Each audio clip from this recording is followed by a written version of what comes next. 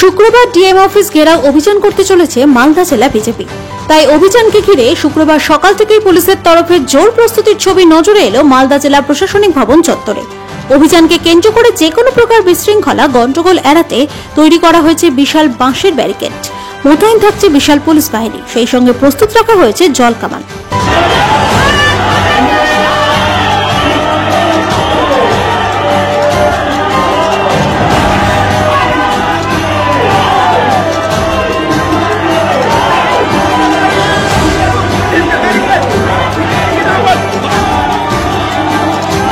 নেমেছেন এই সরকারটা কবে যাবে সেটা দেখার জন্য। বন্ধুগণ, এই দুপুরে আমাদের রাস্তায় নেমে উৎপাত করার কোনো ইচ্ছা নেই, বা ডিএম সাহেব আইএএস অফিসার নিশ্চিন্তে আপনাদের এখানকার ডেভেলপমেন্টের কাজ করছেন, তাকেও ডিস্টার্ব করার কোনো আমাদের উদ্দেশ্য নেই। কিন্তু আজ মালদা, মুর্শিদাবাদ, উত্তর দিনাজপুর, কিছু জায়গা নদিয়ার এদিকে বসিরহাট, বীরভূম, হাওড়া, বিস্তীর্ণ এলাকা উপদ্রুত জেলা, উপদ্রুত এলাকা ঘোষিত হওয়ার মতো হয়ে গেছে। সিরিয়া, আফগানিস্তান, পাকিস্তান, বাংলাদেশের মতো অবস্থা। কারণ ওখানে এই দেশের যে মূল সমাজ, হিন্দু সমাজ, তারা ওইসব জেলায় সংখ্যালঘু হয়ে গেছে। আর সংখ্যালঘু হয়ে গেলে তাদের উপরে সব কিছু অত্যাচার করা যায়, তার ধন সম্পত্তি লুট করা যায়, তাদের মা বোনের সম্মান লুট করা যায়, দোকান লুট করা যায়, বাড়িতে আগুন দেওয়া যায়, মন্দির ভাঙা যায়, সব করা যায়। আর তাই এই বিস্তীর্ণ পশ্চিম বাংলায় জায়গায় জায়গায় ছোট ছোট বাংলাদেশ, পাকিস্তান তৈরি হয়ে গেছে, এখন ধীরে ধীরে সিরিয়ার মতো পরিস্থিতি তৈরি হয়েছে। তাই গত ঈদ চলে গেল, ঈদেতে বড় বড় মিছিল বেরিয়েছে, খুব ভালো খুশির ঈদ, আমরাও শুভেচ্ছা জানিয়েছি। কিন্তু সেই যে জমায়েত হয়েছে, যেটা মাননীয় এমপি বললেন, হিন্দুদেরকে জমাই করার কথা বলা হচ্ছে। কোথাও প্যালেস্টাইনের পতাকা দিয়ে এখানে উৎপাত করা হচ্ছে, দেশ বিরোধী স্লোগান দেওয়া হচ্ছে, মোথাবাড়িতে, জঙ্গিপুরেতে সংবিধান মানি না, সুপ্রিম কোর্ট মানি না, এই স্লোগান দেওয়া হচ্ছে। কিন্তু পুলিশকে আমরা কিছু করতে দেখলাম। আজ পুলিশ এত সক্রিয় হয়েছে, বিশাল বিশাল ব্যারিকেড করেছে, মনে হচ্ছে যুদ্ধ বেড়ে গেছে। আমরা শান্তিপ্রিয়, গণতন্ত্রের প্রিয় মানুষ, ভারতীয় জনতা পার্টির কার্যকর্তারা এই দেশের সংবিধানের আধারে রাজনীতি করেন। তাই হ্যাঁ, ভয় পাবেনি। সরকার ধীরে ধীরে দুর্নীতির পাকে ডুবে যাচ্ছে, অত্যাচার, আইন শৃঙ্খলা অবনতি হচ্ছে, আর তার ভয় বাড়ছে। এতদিন এখানকার মানুষ ভয় পেত, এখন সরকার ভয় পেতে আরম্ভ করেছে। তাই এরা কাকে নিজের শত্রু আর কাকে মিত্র মনে করেছে, এদের কাছে শত্রু হচ্ছেন ওই যোগ্য শিক্ষকরা যারা পড়াশোনা করে পরীক্ষা দিয়ে চাকরি পেয়েছে, তাদেরকে ভয় করছে। তারা খালি হাতে গেছেন, বোম বন্দুক নিয়ে যাননি, আগুন জ্বালাতে যাননি, তাদের বক্তব্য রাখতে গেছিলেন, তাদের প্রতি অবিচার হয়েছে ডিআই অফিসে। আপনারা টিভির পর্দায় দেখেছেন পুলিশ তাদের সঙ্গে কি ব্যবহার করছে। একজন মাস্টারমশাইকে প্রকাশ্য রাজপথে লাথ মারছে, পেটে লাথ আর পিঠে লাঠি মারা হচ্ছে, পেটে লাথি, পিঠে লাথি মারা হচ্ছে প্রকাশ্যে। তার কলার ধরে দেখা যাবে ওই পুলিশের ছেলে মেয়েকে এরকম মাস্টারমশাই পড়ান, টিউশনে পড়ান, স্কুলেও পড়ান। আজ আমি জানি না এদের মাস্টারদের কাছে উনি পড়েছেন কিনা। আজ পশ্চিমবাংলার শিক্ষা ব্যবস্থা কোথায় পৌঁছেছে, টিচারদের প্রতি সরকারের যে ব্যবহার তাদেরকে বোঝা যায়। ধর্মতলায় প্রাইমারি টিচাররা একসময় অবস্থান করছিলেন, পুলিশ তাদেরকে কলার ধরে গাড়িতে তুলে নিয়ে গেছিল মারতে মারতে। এরা আজকে সরকারের শত্রু হচ্ছেন এই শিক্ষকরা। এসএসসি পাস করে হাজার হাজার ছেলে মেয়ে বসে আছে, তাদের চাকরি নেওয়া হচ্ছে না, তারা রাস্তায় ধর্ণা দিচ্ছে। এরা হচ্ছে এই সরকারের শত্রু। আমরা এই টিচারদের কথা, যারা ডিএ পায়নি সরকারি কর্মচারী, তাদের কথা বলে আন্দোলন করছি, আমরা সরকারের শত্রু হয়ে গেছি। সরকারের বন্ধুকে যারা মোথাবাড়িতে হিন্দু বাড়িঘর লুট করলো, থানা ভাঙলো, গাড়ি জ্বালালো, তারা যারা জঙ্গিপুরেতে সংবিধান মানে না বলে স্লোগান দিল, বাড়িঘর ভাঙলো, থানা জ্বালিয়ে দিল, তারা এই সরকারের বন্ধু। তাই পুলিশ তার উপর লাঠি চালায় না, কেস দেয় না, অ্যারেস্ট করে না। আমরা জানি 5 বছর আগে 19 সালে যখন সিএএ পাস হয়েছিল, নাগরিকত্ব সংশোধনী বিল, ওপার বাংলার থেকে যে হিন্দু বন্ধুরা এসছেন, বাঙালি হিন্দু উদ্বাস্ত হয়ে এসছে, বাঙালির সম্মান বাঁচাতে, ধর্ম বাঁচাতে, বিজেপি তাদেরকে এই দেশের নাগরিক দিতে চায়। এই লোকেদের ভোট নিয়ে সিপিএম, কংগ্রেস, টিএমসি রাজত্ব করেছে 70 বছর, তাদেরকে নাগরিকত্ব দেয়নি। বিজেপি নাগরিকত্ব দিতে গেছিল, বিল নিয়ে এসে আইন করেছে, নাগরিকত্ব শুরু হয়ে গেছে, কিন্তু সেই আইনের বিরুদ্ধে পশ্চিমবঙ্গে সবচেয়ে বিরোধিতা হয়েছে। বিরোধিতা শুধু নয়, এই ধরনের হিংসক আন্দোলন, বেলডাঙ্গা স্টেশন পুড়িয়ে দেওয়া হলো, ট্রেন ফেরানো হলো, বাস ফেরানো হলো, রেল লাইন উপরে দেওয়া হলো, কারা করেছে? এই এরাই, যারা ওপার বাংলার থেকে রোহিঙ্গা অনুপ্রবেশকারী এসছে, যাদেরকে টিএমসির লোকেরা রেশন কার্ড করে দিচ্ছে, আধার কার্ড করে দিচ্ছে, ভোটার কার্ড করে দিচ্ছে। 62 লক্ষ আধারে রেশন কার্ড বাতিল হয়েছে। তারা কারা? এখানে থাকে না, কার্ড হয়ে গেছে, ওপারেও কার্ড, এপারেও কার্ড। তাই আজ সে জঙ্গিপুরে হোক, মোথাবাড়িতে হোক, যে সাম্প্রদায়িক হিংসা হচ্ছে, খালি এ পাশের লোকেরা নয়, ওপার বাংলা থেকে এসছে, যারা ওখানে হাসিনাকে তাড়াবার জন্য রাস্তায় আন্দোলন করেছিল, যারা ওখানে পুলিশকে মেরেছে, যারা বিহার তাদের লোকসভা লুট করেছে, প্রধানমন্ত্রীর বাড়ি লুট করেছে, এই ধরনের দুষ্কৃতকারীরা পশ্চিমবাংলায় ঢুকছে। মমতা ব্যানার্জি ঢুকতে দিচ্ছেন, এখনো 500 কিলোমিটার জায়গা তার কাটার বেড়া দেওয়া হয়নি, কারণ কেন্দ্র সরকার টাকা দিলেও রাজ্য সরকার জমি দিচ্ছে না।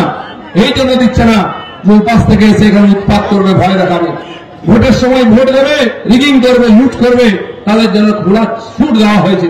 তাই বন্ধুগণ, মুথাবাড়ি খালি একটা ছোট্ট ঘটনা নয়। তাই স্লোগান উঠেছে, আমার বাড়ি তোমার বাড়ি, আমার বাড়ি তোমার বাড়ি। তো বন্ধুগণ, মুথাবাড়ির যে হিন্দুরা ওখানে লড়াই করে বেঁচে আছেন, তারা সংখ্যায় কম, সংখ্যালঘু, তাই তাদের উপরে ওখানকার সংখ্যাগুলো অত্যাচার করছে। এরকম পশ্চিমবাংলার গ্রামে গঞ্জে এই ধরনের ঘটনা ঘটে চলেছে। কোথাও পুলিশকে দেখতে পাই না, মমতা ব্যানার্জির সরকারকে দেখতে পাই না এই হিন্দুদেরকে রক্ষা করার জন্য, বরং মুখ্যমন্ত্রী হিন্দুদের গালাগালি দেন, আমাদের পবিত্র মহাকুম্ভকে নিত্য কুম্ভ বলেন, আমাদের ধর্মকে গঙ্গা ধর্ম বলেন। তার মানসিক স্থিতি কি আছে, তার ইচ্ছা কি আছে, আমরা এই কথা থেকে বুঝতে পারি। আর দেখুন, সেই স্বাধীনতার আগের থেকে এখানে মুসলিম তোষণ চলেছে, হিন্দুদের উপর অত্যাচার চলেছে, বারবার দাঙ্গার নামে গণহত্যা হয়েছে, গ্রেট ক্যালকাটা ক্লিন হয়েছে, 30,000 হিন্দুকে হত্যা করা হয়েছে। আবার সেরকম পরিস্থিতি কলকাতায় তৈরি হয়েছে।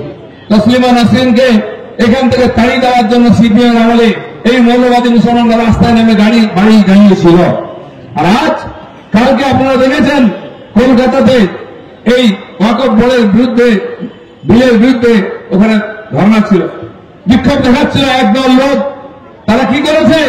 একটা বাসেতে রামনবমীর পতাকা লাগিয়ে যাচ্ছিল, গেরুল পতাকা, হনুমান ঝান্ডা। সে গাড়িকে ঘিরে সিদ্দিকুল্লাহ চৌধুরীর নেতৃত্বে তার গাড়ি থেকে পতাকা নামানো হয়েছে। আর যারা পতাকা নামাচ্ছে ওদের হাতে, কার হাতে পাকিস্তানের পতাকা, কার হাতে প্যালেস্টাইনের পতাকা, কার হাতে হামাসের পতাকা। কতদিন দেখতে হবে? কারো হাতে আইএসআইএস এর পতাকাও থাকে। এই উগ্রপন্থী, মৌলবাদী, দেশ বিরোধীরা বারবার পশ্চিমবাংলা উৎপাত করছে, আর মমতা ব্যানার্জি চুপ করে দেখছেন। তিনি তার মধ্যে কোনো অপরাধ দেখতে পারেন না। সিদ্দিকুল্লাহ চৌধুরীর মতো মৌলবাদী, সাম্প্রদায়িক, দেশ বিরোধী নেতারা যারা মমতা ব্যানার্জিকে ক্ষমতায় আনার জন্য বড় বড় রেলি আন্দোলন করেছেন, তাই আজকে তিনি মন্ত্রী হয়েছেন, কোনো কাজ নাই, মন্ত্রী হয়ে ঘুরে বেড়াচ্ছেন। কারণ তিনি মুসলমানদের জমায়েত করে দেশের বিরুদ্ধে স্লোগান দেবেন, সংবিধানের বিরুদ্ধে, সুপ্রিম কোর্টের বিরুদ্ধে, পার্লামেন্টের বিরুদ্ধে স্লোগান দিয়ে এখানে একটা অস্থিরতা নির্মাণ করবেন, যাতে মমতা ব্যানার্জির সুবিধা হয়। কেন এই উৎপাত? রামনবমী উৎসব হবে, সবাই জেনে গেছে হিন্দু রাস্তায় নামবে। এক সপ্তাহ আগের থেকে সারা পশ্চিমবাংলায় অস্থিরতা তৈরি করা হচ্ছে, ভয়ের পরিবেশ তৈরি করা হচ্ছে, সাম্প্রদায়িক হিংসা করা হচ্ছে, যাতে হিন্দু সমাজ রাস্তায় না নামে। কিন্তু ভুলে যাবেন না, কালকের হিন্দু আর আজকের হিন্দুর মধ্যে আকাশ পাতাল তফাৎ আছে। তাই যে মোথাবাড়ির জন্য আজকে আমরা নেমেছি, সেই মোথাবাড়িতে যখন দাঙ্গা হলো, হিন্দুর অত্যাচার হলো, পুলিশ প্রশাসন চুপ করেছিল। রামনবমীর দিন ওখানকার হিন্দুরা রাস্তায় নেমেছে, তলোয়ার নিয়ে, লাঠি নিয়ে, ডিজে নিয়ে, আর মোথাবাড়িকে কাঁপিয়ে দিয়েছে জয় শ্রীরাম বলে। তো আজ এই সরকার যদি অন্ধ থাকে, যদি কানা থাকে, যদি লুলো থাকে, ল্যাংড়া থাকে, থাকুক, একদিন তার বিদায় হবে, কিন্তু হিন্দু সমাজ চুপ করে থাকবে না। যাকে যে ভাষায় জবাব দেওয়ার সেটাই দেওয়া হবে। পুলিশ বারবার বলেছে, নেতারা বলেছেন অস্ত্র নিয়ে নামা অন্যায়। অনেক আতেল বুদ্ধিজীবী টিভিতে মাথায় নেড়ে বলে এগুলো ঠিক নয়, অস্ত্র কেন? এই কানাদের চোখে দেখতে পায় না, নেওয়া হয়েছে মহরমের যখন মিছিল বেরোয় অস্ত্র নিয়ে, তখন তারা কিচ্ছু দেখতে পায় না। এই অন্য পুলিশ এবং প্রশাসন কিচ্ছু দেখতে পায় না, খালি হিন্দুদের হাতে অস্ত্র দেখতে পায়। কারণ কি হিন্দুদের হাতিয়ারে কি ধার বেশি আছে, চকচক করছে বেশি? দরকার হলে চকচক করবে, ধার হবে। কারণ এই যে সরকার আছে, এই সরকারের উপরে হিন্দু সমাজের কোনো বিশ্বাস আস্থা নাই। এই সরকারের অধীনে এখানে বড় বড় সাম্প্রদায়িক দাঙ্গা হিংসা হচ্ছে, আগুন জ্বলছে। দুনিয়ায় যেখানে যাই হোক, এখানে আগুন জ্বলে, হিন্দুর বাড়ি লুট হয়, হিন্দু মহিলার গায়ে হাত পড়ে, সম্পত্তি দোকান লুট হয়। এটা চলতে পারে না। মোথাবাড়ি দেখিয়েছে, পাশে কালিয়াচক, তারাও পিছিয়ে নেই, তারাও হাজার হাজার লোকের হাইওয়েতে মিছিল করেছে। পশ্চিমবাংলার গ্রামে গ্রামে কোনায় কোনায় হাজার হাজার শোভাযাত্রা, লক্ষ লক্ষ লোক নেমেছে। এটা হচ্ছে মোথাবাড়ির প্রতিবাদ। আমরা তো আজকে কয়েক হাজার লোককে মাত্র নিয়ে এসে সরকারকে সচেতন করতে এসেছি। শক্তি প্রদর্শন করেনি, দরকার হলে মালদার মানুষ শক্তি প্রদর্শন করবে, বিজেপির নেতৃত্বে করবে। তারা বারবার আমাদের ভোট দিয়ে আমাদের সঙ্গে আছেন, প্রমাণ করেছেন। গ্রামে গ্রামে, থানায় থানায় আমরা বিক্ষোভ দেখাবো, এরকম ভিড় নিয়ে অচল করে দেবো মালদাকে, মুর্শিদাবাদকে। আজকে বহু জায়গায় ওয়াকফ বিলের বিরুদ্ধে প্রদর্শন করা হচ্ছে, হিংসা করা হচ্ছে। আজকে দুটো কারণে আমরা রাস্তায় এসেছি, এক হিংসা, দুই দুর্নীতি। এই যে 18,000 যোগ্য শিক্ষক যারা পরীক্ষার মাধ্যমে চাকরি পেয়েছিলেন, তাদের চাকরি খেয়ে দিচ্ছে এই সরকার। কেন? তার পিছনে বিরাট দুর্নীতি হয়েছে। 8,000 লোককে অবৈধভাবে পদ তৈরি করে তাদের কাছ থেকে 12-15 লাখ টাকা নিয়ে তাদের চাকরিতে ঢোকানো হয়েছে। আর তারা অবৈধ প্রমাণ হয়ে গেছে, কিন্তু কে নেয়, কে যোগ্য অযোগ্য বোঝা যাচ্ছে না। তাই কোর্ট সবার চাকরি রদ করেছে। কিন্তু সত্যি সত্যি যারা যোগ্য 18,000 মানুষ, যারা 12 বছর ধরে চাকরি করছে, শিক্ষিত ছেলে মেয়ে বিয়ে হয়ে গেছে, ছেলে পেলে তারা স্কুলে পড়ছে, বাবা মার বয়স হয়ে গেছে, তাদের খাওয়া দাওয়া, তাদের ওষুধের খরচা আছে। জীবনের চাকরির 1/3 সময় চলে গেছে, 12 বছর। এখন হঠাৎ জীবন থেকে চাকরি চলে গেল, 50,000 টাকা ইনকাম ছিল, বন্ধ হয়ে গেল। তারা কোথায় যাবেন? তাই তারা ডিআই অফিসের সামনে ধর্ণা দিচ্ছেন, তারা বিরোধ করছেন। পুলিশের লাঠি খেতে হচ্ছে ওদেরকে। এই যে অপরাধ, এই 18,000 লোকের চাকরি ফেরত দিতে হবে। মমতা ব্যানার্জিকে নাকি খত দিয়ে গিয়ে সুপ্রিম কোর্টে বলতে হবে, এদের কাছে যে 18,000 লিস্ট আছে ওইটা বৈধ, এদের চাকরি ফেরত দিন, বলতে হবে। এখন কেন বলছেন না? না, ওই চাকরি যদি ফেরত যায়, বাকি যে 8,000 লোক যারা টাকা দিয়েছেন টিএমসির নেতাদেরকে, তারা তখন টিএমসির নেতাদের বাড়ি আক্রমণ করবে। মোথাবাড়ি হিন্দুর বাড়ি ভাঙা হয়েছে, তখন টিএমসি লোকেদের বাড়ি ভাঙা হবে, লুট হবে। যেমন হাসিনার বাড়ি লুট হয়েছে, মমতার বাড়ি লুট হবে। সেই 18,000 লোক কালীঘাট যাবে, কারণ এখানে 3টি জেলার থেকে লোক নিয়ে একজন টাকা নিয়ে যে নেতা আছে, সংখ্যালঘু নেতা, সে কোথায় গায়েব হয়েছে আমি জানি না। হাত ঘুরে ঘুরে ঘুরে ঘুরে সেই টাকা কালীঘাটে পৌঁছেছে। এই 8,000 লোক কালীঘাট ঘেরাও করবে, তখন গঙ্গায়, কালীঘাটের গঙ্গায় কালায় ঝাঁপ দিয়ে পিসি ভাইপোকে পালাতে হবে। সেই দিন আসছে, কারণ এরা কেউ যেতে দিতে যায়নি। পার্থবাবুর মতো লোকেরা বলেছিলেন, এই শোন, এমএলএ বলেছেন 25টা নাম দিবি, 10 লাখ টাকা করে দিয়ে পাঠিয়ে দিবি, চাকরি হয়ে যাবে। তারা খুব চালাকি করেছেন, 25-এর জায়গায় 30টা নাম দিয়েছেন, 25টা পাঠিয়েছেন। 10 লাখের জায়গায় 15 লাখ নিয়েছেন, নিজের কাছে 5 লাখ রেখে নিয়েছেন। 2.5 কোটি টাকা পাচ্ছেন পার্থবাবু, আর 1.25 কোটি টাকা পাচ্ছেন যে নেতা, যে এমএলএ কালেকশন করছেন। সবাই লুট করেছে, কোন এমএলএ এমপি বাদ নয়, কোন লোকাল নেতা বাদ নয়, সবাই ভাগ পেয়েছেন, প্রসাদ পেয়েছেন। তো প্রসাদ যখন খেয়েছেন, তাহলে খাওয়ার ঘাও খেতে হবে, সেই বলি দেওয়া তুই আসছে। বন্ধুগণ, সিপিএমরা শুরু করেছে হিন্দুদের সমস্ত উৎসবকে সম্প্রীতির উৎসব করেছে। দুর্গা পূজাকে দুর্গোৎসব করে দিয়েছিল। কেন? কি অপরাধ করেছে হিন্দুরা? আমরা নিষ্ঠার সঙ্গে উপবাস করে, শ্রদ্ধার সঙ্গে পুজো করে, উপবাস করে, মায়েরা উপবাস করে, তাকে সম্প্রীতির কেন করে দিচ্ছ? দুর্গা পূজা সম্প্রীতির, কালী পুজো সম্প্রীতির, বিজয়া সম্প্রীতির, দীপাবলি সম্প্রীতি, এখন রামনবমীকে সম্প্রীতি করা হচ্ছে। এই পাগলামিতে হিন্দুরা যেন পা না দেয়। অনেক শয়তান বদমাশ আছে, আমাদেরকে বোকা বানিয়ে রেখেছে। দেশ ভাগ হয়েছে, হিন্দু আর এখানে উদ্বাস্ত হয়েছে, আর কেউ হয়নি, তাই আবার ভাগ করার চক্রান্ত চলছে। আমার গান গাওয়া হচ্ছে, একই বৃন্তে দুটি কুসুম, হিন্দু মুসলমান, মুসলিম তার নয়নমণি, হিন্দু তাহার প্রাণ, তারপরেও হিন্দুস্তান আর পাকিস্তান। কেন হিন্দুস্তান পাকিস্তান? একই বৃন্তে দুটি কুসুম কেন হলো? তোমরাই তো গান গিয়েছিলে, গান্ধীজি থেকে আর রাহুল গান্ধী পর্যন্ত সেই গল্প চলছে। কমিউনিস্ট, সোশ্যালিস্ট, টিএমসি সবাই হিন্দুকে বোকা বানাচ্ছে, টুপি পড়াচ্ছে। এদের চালাকিতে পা দেবেন না। রামনবমী ও সম্প্রীতির উৎসব নয়, হিন্দুদের উৎসব। আমাদের রাষ্ট্রপুরুষ, আমাদের বাজারের পুরুষোত্তম রামের জন্মতিথি। কেউ যদি তাকে পূর্বপুরুষ মনে করে, ওয়েলকাম। জল খাওয়াতে হবে না, মিষ্টি খেতে হবে না, লাইনে লেগে যাও, জয় শ্রীরাম বলো, তাহলেই হবে। হিন্দুর বাড়ি লুট করে নিয়ে গিয়ে মিষ্টি কিনে নিয়ে এসে খাইয়ে সম্প্রীতি করতে দেবো না। আমার বাড়ি লুট করে আমাকে মিষ্টি খাওয়াচ্ছে, ওই চালাকির দিন চলে গেছে। কমপক্ষে মালদার হিন্দুরা যেন মনে রাখেন, এই পাঁঠাকে যেমন ফুল বেল পাতা খাইয়ে তারপরে খেচান করা, মালদার হিন্দুদের ফুল বেল পাতা খাওয়াচ্ছে, জল মিষ্টি খাওয়ানো হচ্ছে, ঘেচান হওয়ার দিন আসছে। খবরদার ভুলে পা দেবেন না। আমি দিলীপ ঘোষ এই কথাটা বলতে এসেছি। আমার পুরোপুরি উদ্বাস্ত হয়নি, আমি মেদিনীপুরের লোক, জমি ছাড়িনি ছাপড়া। যারা একবার ওপার বাংলা থেকে এসেছেন তারাও যাবেন, যারা যাননি তারাও যাবেন। যদি এই মক্ষী রানী আরো 10 বছর এখানে থাকেন, এই ডাকাত রানী 10 বছর ক্ষমতায় থাকেন, পেটলা পুটলি বেঁধে নিন। না রামনবমী, না জন্মাষ্টমী, না দুর্গাপূজা, কিছুই হবে না।